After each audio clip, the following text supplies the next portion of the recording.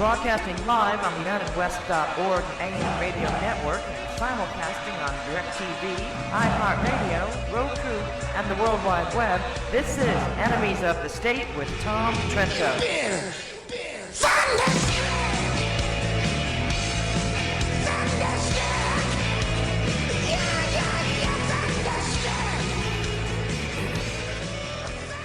All right, it's the middle of the week right now. Tom Trento here, your host.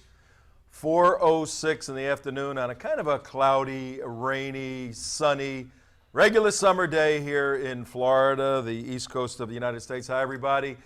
To the west, we say hello to you just getting out of bed in California. We know you stay up a little late at night and party hardy, but you're up and at 'em right now. For our friends on across the pond, many of whom are growing, listening, and watching, and to Anjem Chowdhury. Yes. Did he get arrested?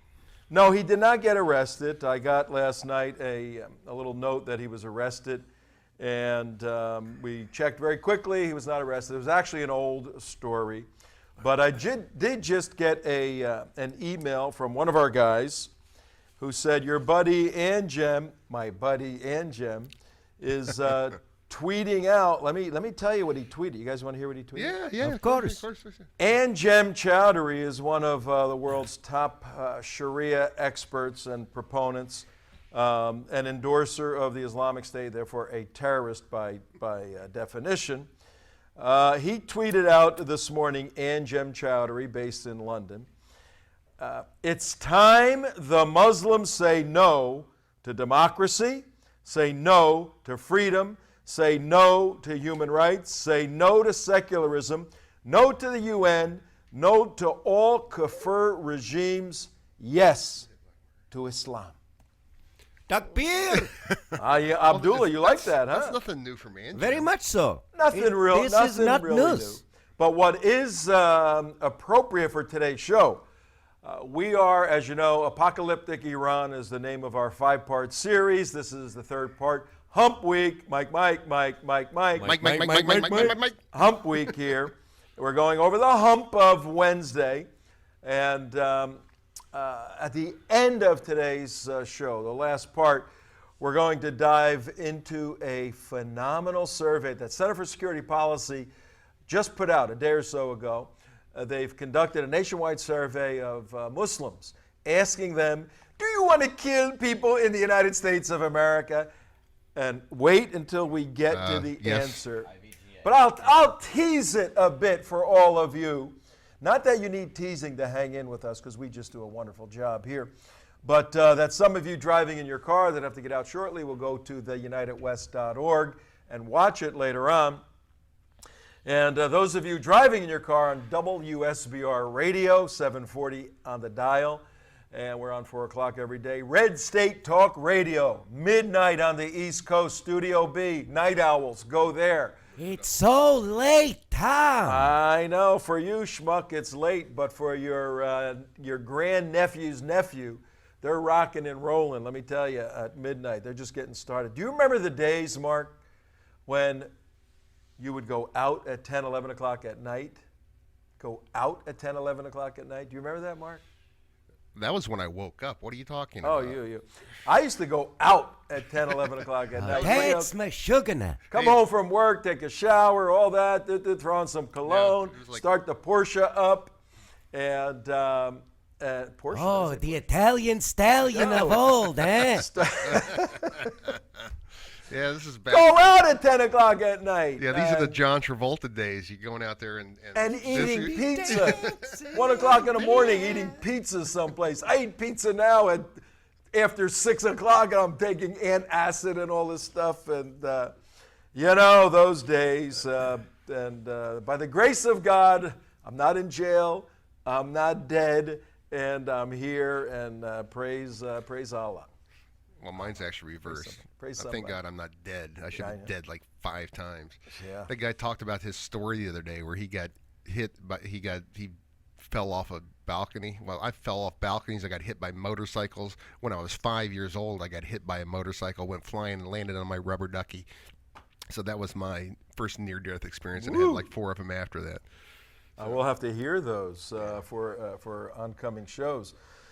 But why this Angem tweet is so significant, he basically says, blow off everything, say yes to Islam, because the study, Center for Security Policy, tracks what Angem is saying of Muslims here in the United States. Yeah. And there's only about, I'll give you a little tease of the conclusion, only about 300 Muslims out of the about 3 million Muslims right now in America, only about 300 agreed to violent jihad tactics to advance Sharia. Only 300. So Only 300? Only 300? Oh my God. Oh my God. oh, did I say 300? Only 300? Oh, I'm sorry. Only 300,000. What? Only 300,000 I haven't heard these numbers yet. I did not know in that. the United States of America. Did not know. That is 300 is amazing to me. Even if it was just 300 jihadis, just think about 300 jihadis, which actually sounds like a doable number to me, but 300,000? 300,000 Muslims in America agree that Sharia can be advanced in the United States through violent means. And what is your point, Tom? To me, what that means is that not enough Muslims believe in real Islam. Yeah. Oh my God. We're going to get into that, but we have Iran, apocalyptic Iran. Very important that we spend the week on the Iranian situation. As you know, Monday we had one of the world's foremost experts, Dr. Matthew Koenig out of Georgetown, and his message was, it's a bad deal, ladies and gentlemen. This is a guy who worked in the Obama administration as an advisor on the nuke issue for Iran and negotiations. He said, it's a bad deal. It's coming down, it's a bad deal, and it's going to result, as we talk through it, in instability, further instability, possibly war in the Middle East because it's such a bad deal. And the joke is, we hold all the cards, all of them, aces. We have 10 aces in our hand. It's only 4 in a deck. We have 10. The other guys have zeros. Do you ever see a card with a 0 on it? They have friggin' 0, and yet they're outplaying us at the poker table. Well, we haven't played this video in a while, and about our solution about your P6 summit that you had way back when. Oh, The solution. The B5, not the P5. the B5. I have a place for that in here. I actually made a little point in here for that. Okay. So hang on to that one. We will play our Bomb Iran, the musical. We will play that shortly. But Matthew Koenig said on Monday, bad deal, very bad deal, ought not be. On Tuesday, we had Dr. Peter Fry. Some people are calling him Peter Fry. Pry. His name Fry. is Peter Pry. I know his name. He's a friend of mine. But in some of the comments, Dr. Fry was amazing. I think they associate getting fried by an EMP with his name Pry. And his name is Dr. Peter Pry. He is an amazing analyst, worked for the agency, CIA, worked for many different groups, and now heads up various groups to warn Americans about EMPs. We had comments and requests to bring him back so that he could provide, remember when he started telling us about personal EMP protection when he was talking about garbage bag and a garbage can. tight lid. we got a metal bunch can. of people that are saying, bring him back. We want to know what we can do to not get fried. Pride, tell us how not to get fried. Yeah. So we'll get all the preppers. Call him No Fry Pry. We'll get we'll get the preppers watching, and he can help us harden our. But I don't think we have a problem, gentlemen, with automobiles because all of our cars predate 1970. So our The ones that electronic haven't blown up. systems- Yeah, our electronic systems ain't going to go out with a solar burp or an Iranian burp. So that was yesterday, and both experts said, look, Iran is a deadly and dangerous destruction country. It has an apocalyptic agenda. Now on Friday, we have a contrarian view. Dr. Tim Furbish, friend of mine, Christian apologist, expert on the Mahdi, the theology, history, philosophy of the Mahdi for Sunni and Shia Islam. They both hold to a Mahdi returning, a Messiah, their Messiah returning. And then when he returns, the Sunnis have him doing one job, the Shia another job. slicing the throats of the Sunnis. But he'll come on and he's going to argue that the regime in place now, Khomeini and Rouhani, President Rouhani and Supreme Leader Khomeini, are not apocalyptic. These are not guys that are trying to bring about the end times through proliferation of war or even nuclear attacks. He's saying these are individuals that want to live, but they want to use the mystique of them being a little crazy apocalyptically to scare people. And we have to look seriously at what Tim Ferber says. Tomorrow, Thursday, we will have the Iranian connection to fighting the troops in theater in Iraq and in Afghanistan. We'll have Billy Vaughn on and Michael Strange. Michael Strange was the SEAL who got killed, his dad, Charlie Strange. We'll have them on. We're going to look at Michael Strange's very strange, no pun intended, situation where he was cremated when he ought not to have been cremated by the United States government.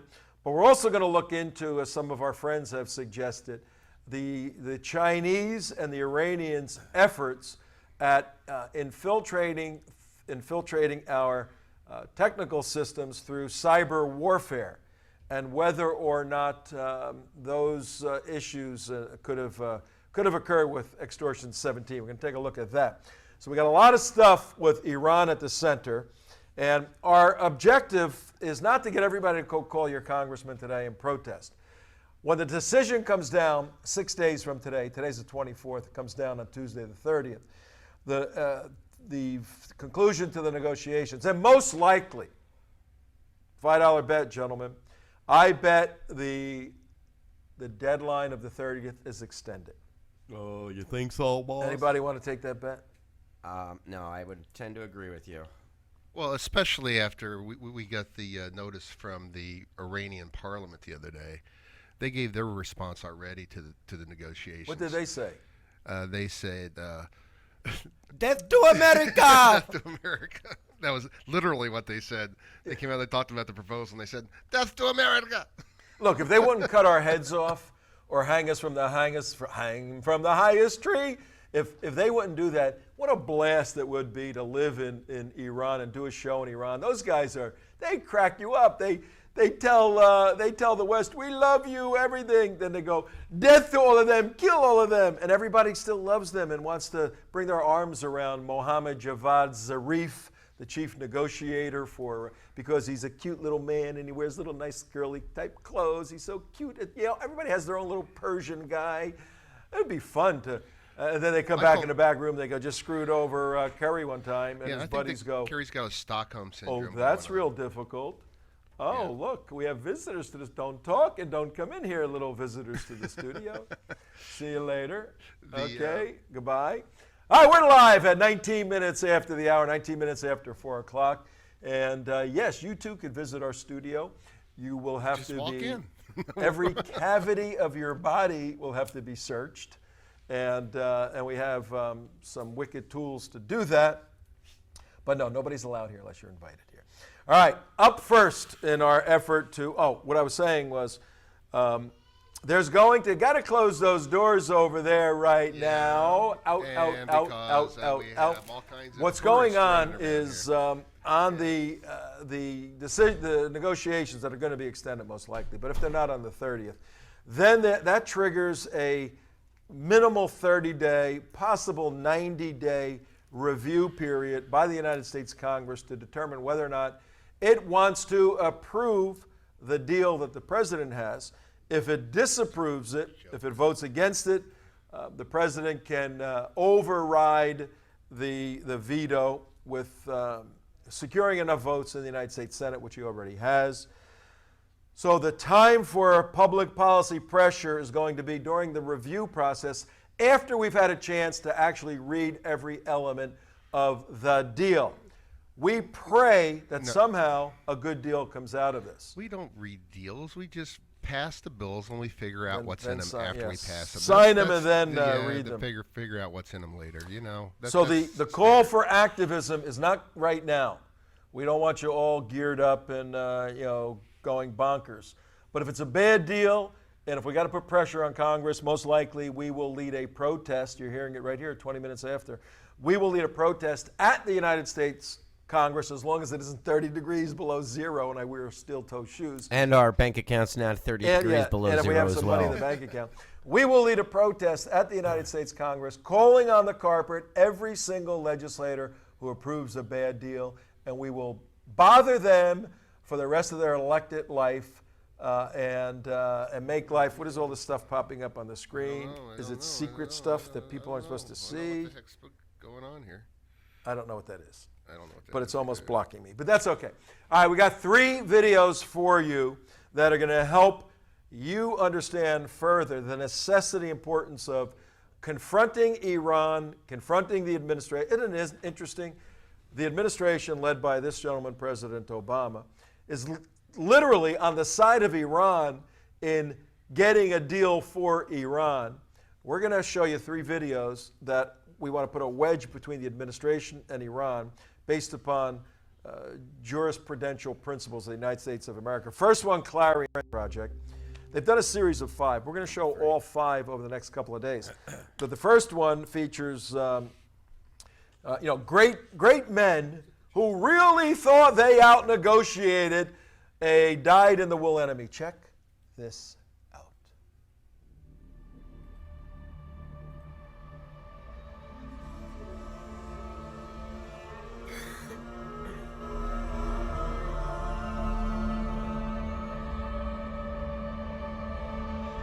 This morning, I had another talk It's Neville with the Chamberlain. German Chancellor, Herr Hitler.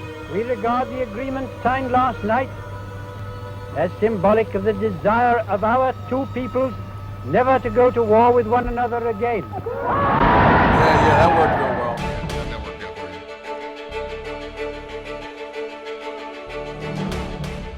you. North Korea. This is a good deal for the United States. Bill. North Korea will freeze and then dismantle its 1994 nuclear program. But North Korea's leaders didn't make peace. Well, much of the world is condemning North Korea once again this morning after the country carried out a 3rd nuclear test. Syria. My judgment is that Syria will move. Syria will change as it embraces John Kerry. a legitimate relationship with the United States and with the West and economic opportunity How'd that that comes work out with for it. you?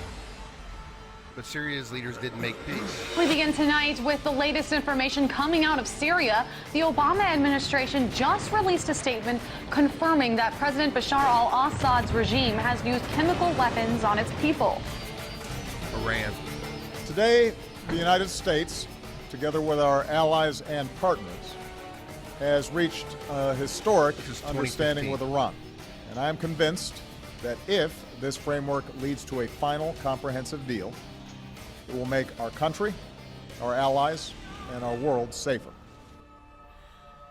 Does the Iranian regime want peace? Death to America. Death to America. The defiant people, those who oppose this structure, this truth, and justice, they will, God willing, be annihilated in front of your eyes. Israel is a cancerous tumor. So what can you do with a cancerous tumor? What can be done to treat the tumor other than removing it?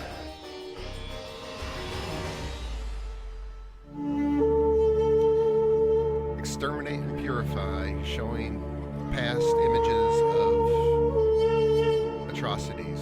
Hitler, Pol Pot. Stalin,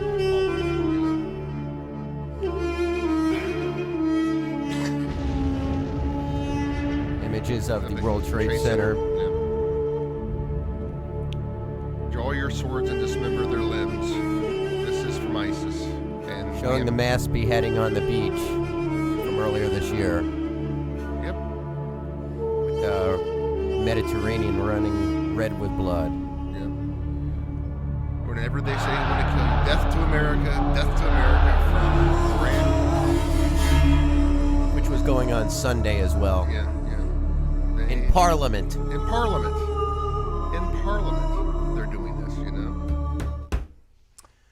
All right, the key there, if you were listening carefully and watching, we have been duped by North Korea. I mean, what is North Korea?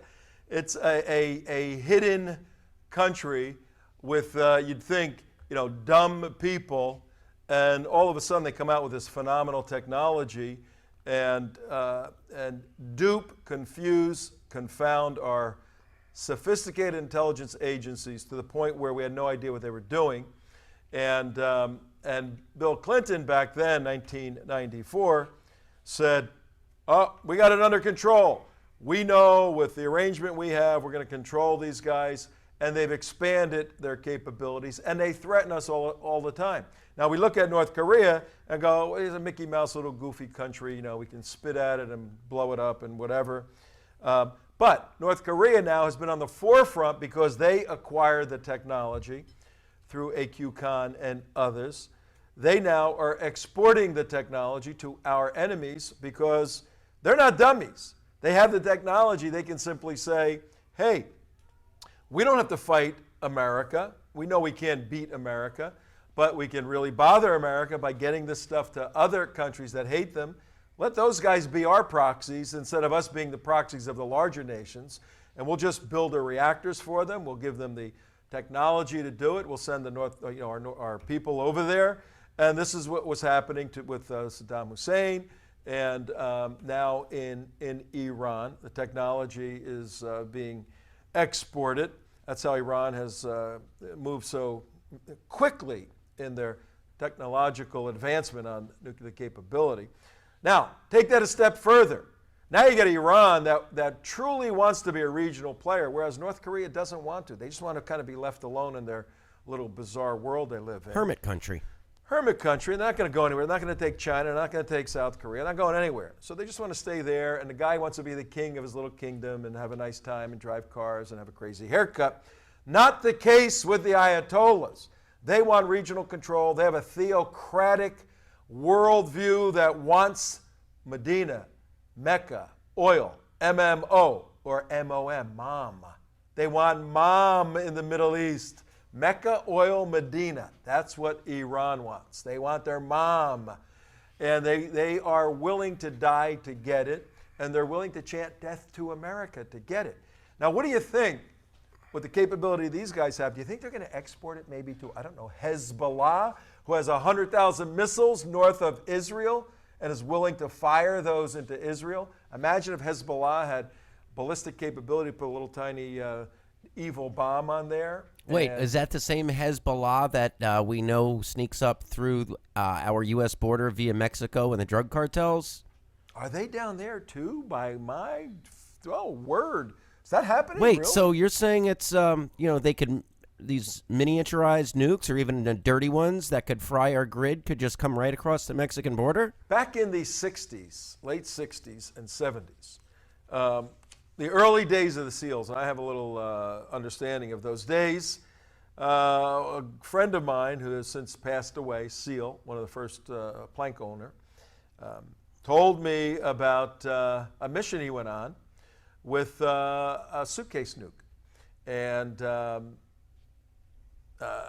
one-way trip, they were training with non-nuke devices, but it strapped onto their back, and they went on missions, and they were training to go and do stuff. And he said it was basically a suicide mission. There was no way we were getting out. But in the 60s, in the late 60s, suitcase nuke capability existed. Small, very explosive devices that do a tremendous amount of damage. Can you imagine the miniaturization today of these warheads? And that's very tricky stuff. We have it here in the United States, and Israel. Well, I don't know what Israel has, but you can shoot these things in ballistic, 122 millimeter shells, nuclear shells. Crazy. Now, you think Iran, if they advance to the point of enriching fuel and having plutonium capability, you don't think they're going to spread that stuff all over the world? So this is so important, ladies and gentlemen, that we have to rise up and make sure Congress does not approve this very, very bad deal.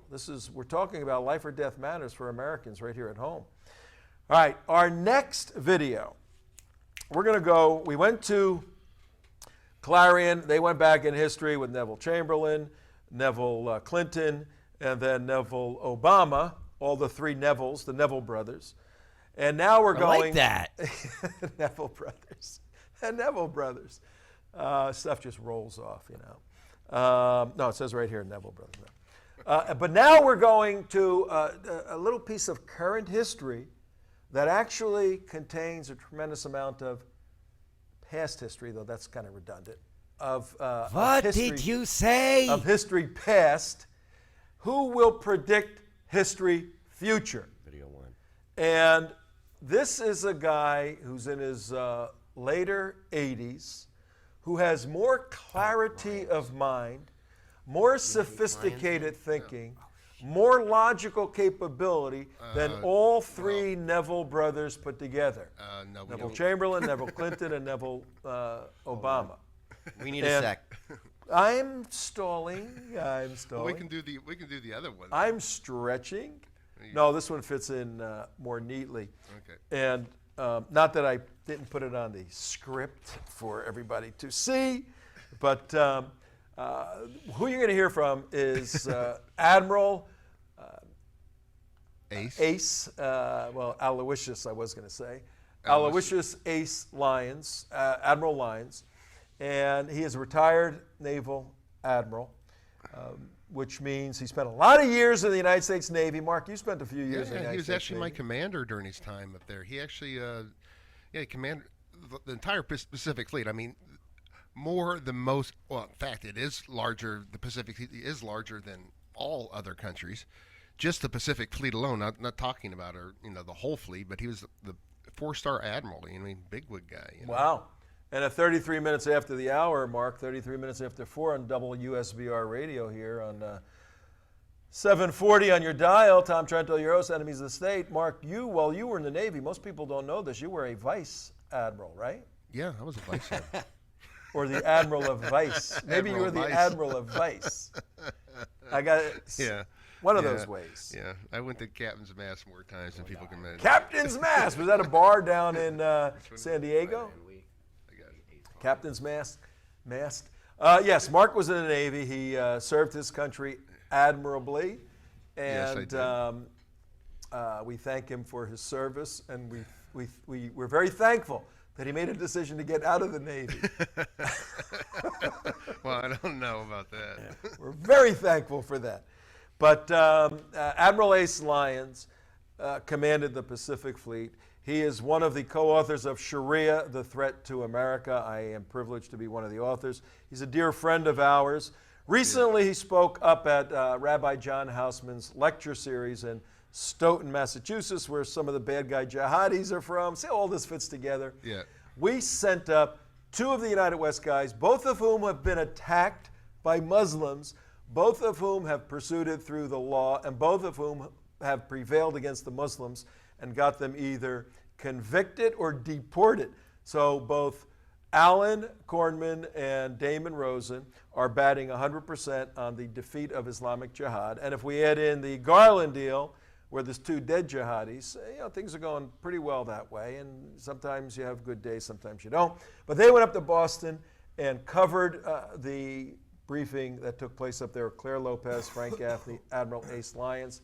Check out this piece, little tiny piece of Admiral Lyons' 40-minute lecture on Hillary and Iran and the situation that's facing us because of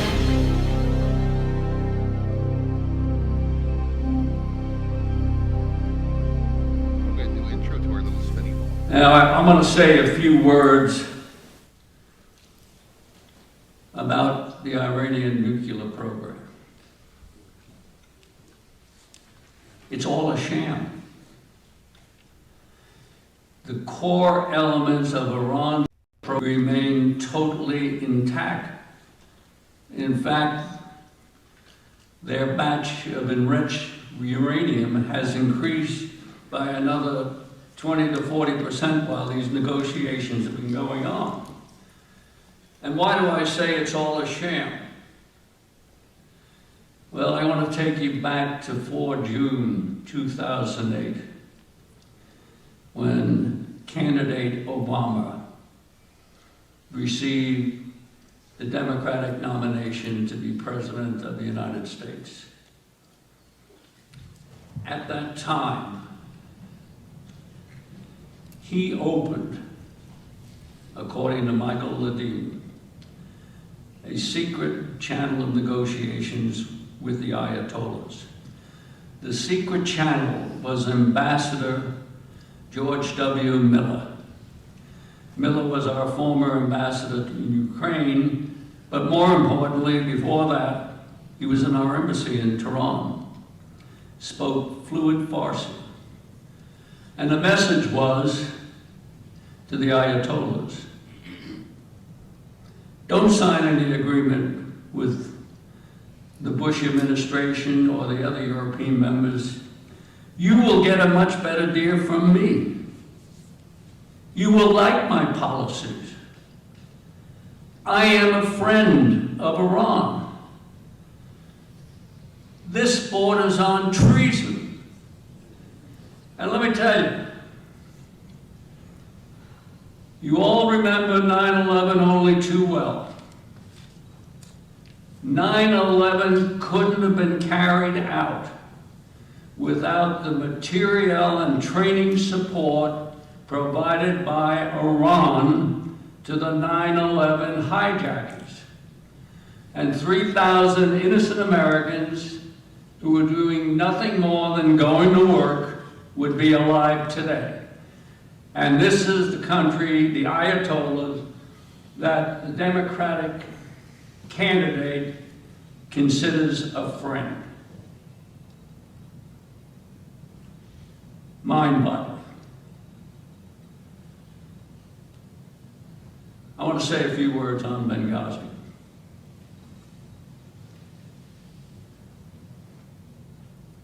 Here we have, this was a Hillary scenario, the pathological liar. Her term at the State Department put the for sale sign out on the State Department.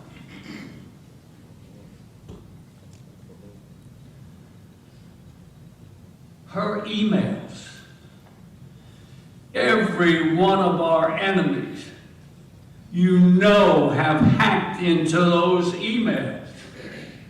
They've got the full book on her. She's totally compromised. She's damaged goods. There's no way she can be allowed back in the White House. And as Claire mentioned, Benghazi, Libya, never had to happen. 10,000 people didn't have to lose their lives. We had truce negotiations going on with Gaddafi. Rear Admiral Chuck Kubik, an old friend of mine, who was a retired civil engineering corps engineer, was doing projects in Libya. Gaddafi's people sought him out, asked him to be the intermediary for the truce negotiations, and he set up the channel with the African Command in Stuttgart. And things were being worked out until Hillary met with a Muslim Brotherhood representative in the Paris Westin Hotel for 45 minutes and canceled the negotiations. And over the objections of all military and intelligence advice, she drove us into the war in Libya. Never had to happen, and you got the chaotic situation that we have today. So, and a few words on Ambassador Stevens. Of course, as mentioned to you, we had both strategic and tactical warning of that attack. There's no mystery what was going to happen.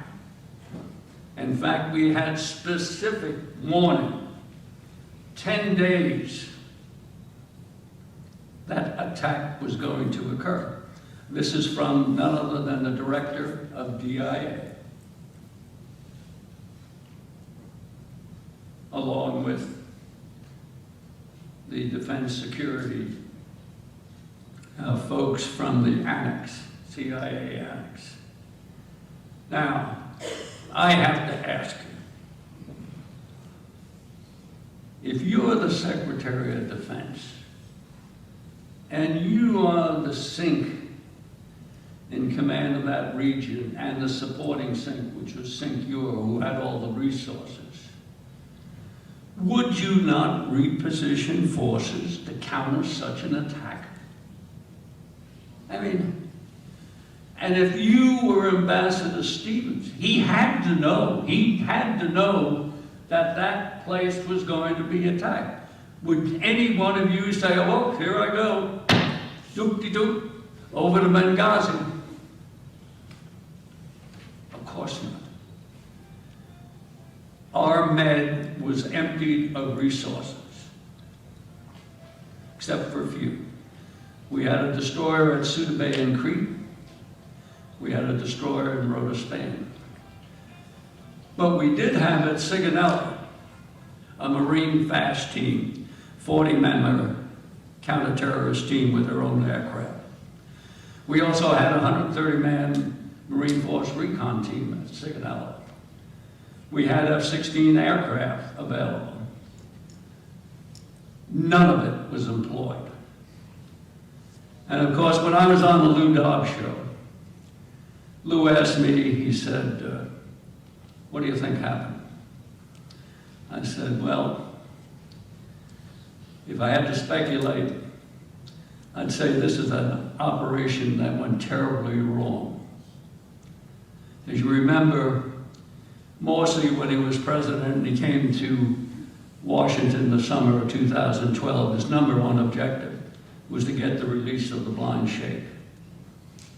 So my view was this was a setup for Stevens to be kidnapped, held hostage in exchange for the release of the blind sheikh. Nothing else makes sense to me when you put it all together. And of course, some of the emails and all of that now are starting to lend more substance to that. Now you're just listening to Admiral Ace Lyons, who at one point in his career was one of the most powerful military men in the United States arsenal. Well, in the world, Tom. In the world, one of the most powerful men. So he had access to all top secret information worldwide, not just through USA intelligence agencies, but worldwide. And he counseled regularly with world leaders, U.S. leaders. Wasn't he the first one to put in the lily pad strategy? I'm not sure if he was, but the lily pad strategy is these little small bases that... I remember him talking about it. Possibly. It was because he came up with it to defeat Iran. That's the reason I bring it up. And now it's come back to full circle being, oh, this is a great idea. Yeah, I mean, a viewer watching on unitedwest.org or teapartycommunity.com may say, oh, he's an old guy, you know, what does he know now? When he left the military, he didn't go out in the fields and just evaporate. He stayed in public policy and in consulting on military issues with this government, other governments. He's been active in all his years. He knows of which he speaks, and he just indicted this administration and this administration's former Secretary of State with the Benghazi situation, which created a lot of the instability in the Middle East, going over into the Maghreb, into northern Africa. And he indicted President Obama's horrendous leadership on this. And folks, in 6 days, this president is going to be responsible. You ready with that? In 6 days, you ready with that? In 6 days, this president is going to be responsible for the conclusion of the negotiations, 13 years of negotiations with the Persians. And let's take a look at how President Obama views himself as a great peacemaker, world conqueror, and negotiator. The best president ever. The best president ever.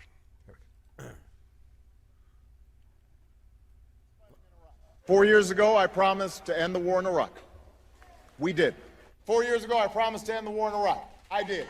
4 years ago, I promised to end the war in Iraq, and I did. I told you we'd end the war in Iraq, we did. I said we'd end the Iraq war, we did. I told you I'd end the war in Iraq, and we did. I ended the war in Iraq as I promised. In 2008, I promised we'd end the war in Iraq. We've ended it. I was able to keep my promise and end the war in Iraq. In 2008, I promised we would end the war in Iraq, and we've ended it. The war in Iraq is over. The war in Iraq is over from ending the war in Iraq. That's why I ended the war in Iraq. For the first time in 9 years, there are no Americans fighting in Iraq. Just Do you have any advisors. second thoughts about pulling all ground troops out of Iraq? You know what I just find interesting is the degree to which this issue keeps on coming up, as if this was my decision. That's the best part of it. I don't know how we lost the video on it. I don't either. But the video shows a series of him proudly proclaiming he ended the war in Iraq, and then he's asked in the Rose Garden as he's coming off of Marine One, do you have any?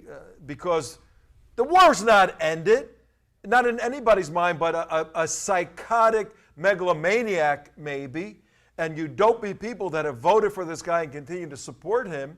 How can you look at the record, the facts in front of you, and say, yes, I trust this guy to conclude a legitimate deal with the most dangerous nation on the face of the earth, Iran, more dangerous than China and Russia in many respects. I trust this president to come out with a good deal when he can't even conclude a war that was essentially over, and he screwed that up completely, and now we're sending more and more troops, and we guarantee our troops there are on the ground fighting, and more troops are going to go in. Yeah, right. Yeah, they're just advising. Unbelievable. But when he was asked as he was exiting Marine One, the helicopter, do you regret saying what you said about ending the war? And you hear what his answer was? No. He said, hey, it wasn't my decision. Oh, I. How many times did you hear I? Like, he went over there personally and kicked their butts. The guy is such an egomaniac. He is. Never in the history of this country has a president spoken with such vanity. You know, humility is something that every president has possessed prior to this egomaniac that we have sitting there now. And George Bush, who was a very humble guy, and maybe not the brightest light in the fixture or whatever. No, but he could fly a fighter jet. Of course. He's so stupid. But you don't need to be brilliant to be president. Obama has proved that. He's supposed to be a brilliant guy. He's the smartest president ever. You need to be an honest guy with integrity and confidence. And if Bush made a mistake somewhere, the left would jump on top of him, mission accomplished, and crazy, and all this. Now, their guy not just makes a little tiny mistake with a sign on a ship, and actually that mission was accomplished, but people didn't look at it that way, that particular mission. But, and at worst, the sign was a mistake. Well, let's say we grant that. It had no deleterious effect or instability in the region. This president, in what he has done, and why we're saying this and drawing this point out, is because 6 days from now, you're going to trust him. You dopey people who support him are going to trust that when you read a document that is bad and the president says that's really good, you're going to trust him because you're non-thinking, soft-headed idiots. That's simply what you are. Koenig brought up a great point yesterday. He goes, they've done a masterful job selling this as a great deal, as something that we should jump behind because we don't want to have Iran have a nuclear bomb, do we? So we need to sign a deal with them so they don't get a nuclear bomb. Well, when you start reading a deal, it gives them the nuclear bomb. They say that it's not going to give them the nuclear bomb. They sell it to the public, oh, this is the way to prevent them from getting a nuclear bomb, and it does nothing of the sort. And he's even admitted that it probably means that they get it in 10 years. And he talks about, in 10 years, like it's a millennium away. Yeah. You know, because in his mind, they won't physically have the bomb under his watch. It'll be, whoever's president in 10 years that's going to be stuck with the nuclear Iran. Like we're not all going to be here. Kick the bomb down the road. No, and exactly. just today. Today, Iran, June 24th today? Yes. What happened? Iran comes out and says, we're not going to abide by any 10-year agreement. That's something that's just ridiculous. They just today they came out and said that they're not going to abide by a 10-year agreement no matter what. We don't want any time limits on this thing. If we decide we want to build the length of a hudna. It doesn't even. There's no deal. The question is, how do these Democrats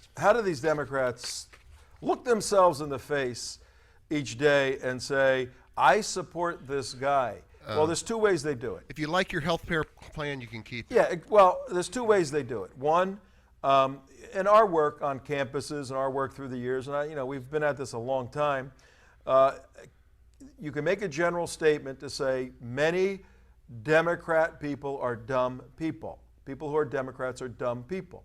And, if you do the polling to show unemployment, there's a propensity more Democrats are unemployed, education, all of this.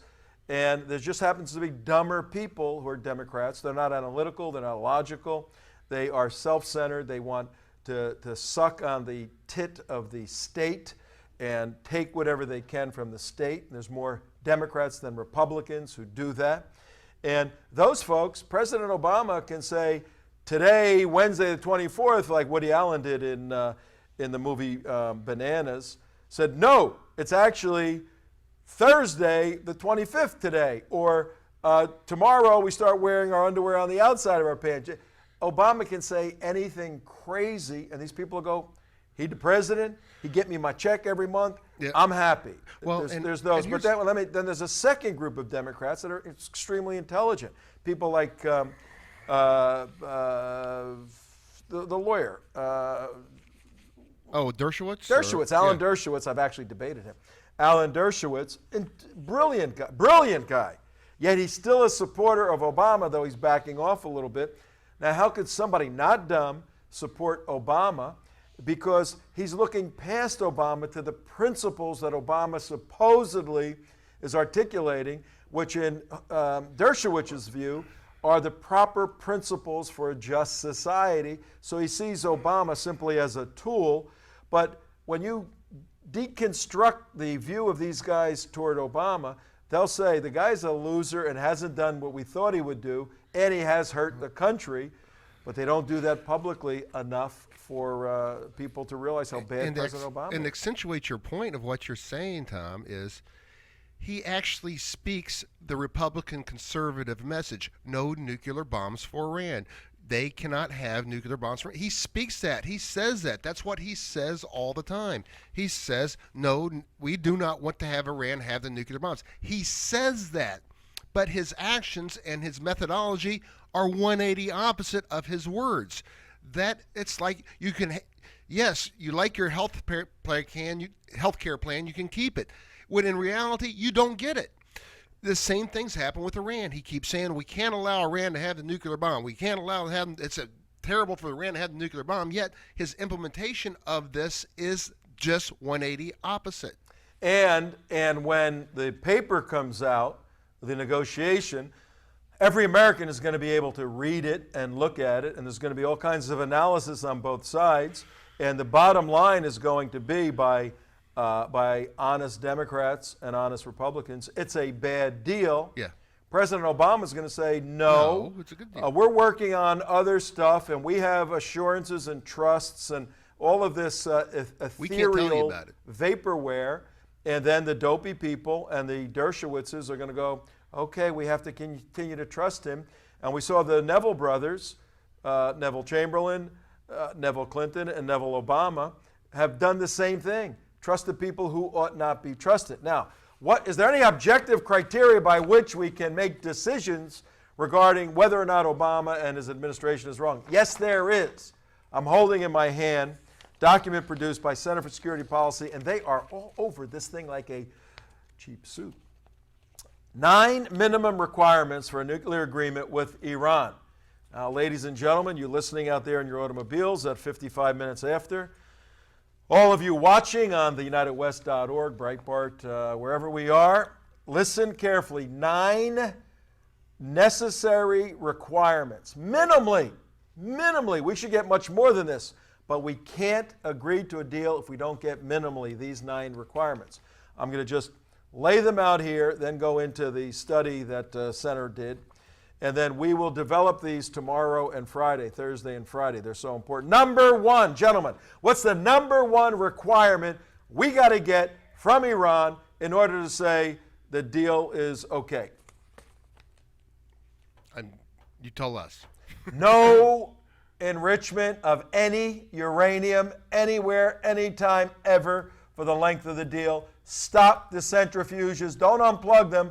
Smash them, dismantle them, get them the hell out of there. Not in the deal. Not in the current deal. That is a necessary requirement. No uranium enrichment. You don't need it. In fact, why? Many of the nations, they're going to make bombs with it. I mean, we know that. They're going to make bombs with it. So why do we let you keep the equipment that's used to make the junk that becomes the bomb? No, sorry. This whole thing is no bomb. You're not going to, well, we want fuel and all that. Many nations, including the U.S., has already said, secretly and not so secretly, will help you develop nuclear capability for medical research, for academic, all of that. Totally different design, totally different everything. We'll oversee it, we'll monitor it. You can get what you want on the safe side of nuclear technology. You ain't getting to enrich uranium. Ain't happening. Number two, no plutonium-producing reactors. You can heat up, you can use plutonium to create fire. Everything comes back to boiling water. Boiling water. Fire and water. Boiling water. You can use plutonium to heat up water. The water gets real hot and bubbles. The bubbles push something like your tea kettle. And when you push something, you can create a generator to make electricity, which can light up your house. That's how this crazy stuff works. Yeah, nuclear power is just to boil water. That's all. That's all it does. But when you use plutonium and the life of the plutonium through its processes is expended, it produces a byproduct that just simply... It goes boom. If you put a match to it, not a match, but it goes boom real big, a plutonium warhead. They don't need reactors that make plutonium. And plutonium is very, very dangerous. No plutonium reactors like they have now at the Arak is a heavy water plutonium reactor. Number three, robust verification. Third minimum requirement in order for the deal to go through, according to experts, in particular Center for Security Policy, Gaffney and the folks up there, robust verification, not, can we come in and look? No, go around the side and we'll let you peek through the window for 10 seconds. No. We're coming in, we're putting down a cot, we're going to sit here, smoke a couple cigars, walk around and check everything out. Robust verification. Number four, Iran must answer all outstanding questions about weapons-related military nuclear work. Not happening. Ain't happening. Number five, sanctions must be lifted in stages. We have crushed them. The coalition now, has crushed them economically, and the sanctions must be lifted in stages. Not in a deal. Iran wants them to be lifted immediately the day the deal is signed. Number six, Iran must curtail and agree to limitations of its ballistic missile program. Why do they need missiles that can reach the United States of America? They're better to bomb you with. What is that all about? You know, they got to have intercontinental ballistic missiles for what? And they're going to be allowed to make nuclear fuel and everything. Come on, this is so stupid. This is the guy in charge of all of this. Number seven, Iran must end its meddling, I changed that word, in regional conflicts and sponsorship of terror. It's absolute direct sponsorship of terror. Got to end it, guys. You want to be welcome on the world community. You can't have your freedom fighters out there killing good people. Number eight, Iran must cease its hostility toward what, Imam Abdullah? Towards Israel? Toward Israel. Why would you? This is a P5+1. What does the Zionist Clinton have to do with an agreement with the P5+1? It is not P5+1 plus Zionists. And Iran must release all the U.S. prisoners that it has. None of this stuff is going to happen. What was in that report, Tom? The earlier report you teased. This is a bunch of crap. The earlier report. We'll do it tomorrow. Everybody's going to get mad now. But very simple. 600 Muslims polled. In a very legitimate national polling organization, and we'll show you the names, the ages, the ages, the demographics, and we'll show you the questions asked, and the conclusion is very, very shocking. Out of 3 million Muslims in the United States of America, 10%, 300,000 agree that violence can be used to advance Sharia in the Of United course. States of America. What is the matter with the rest of them that do not? All right. So let's give a country that has 80 million of those people a bomb that goes boom, and as Peter Price said, and as Matthew Koenig said, can knock us the hell out of it. Insane stuff. See you tomorrow.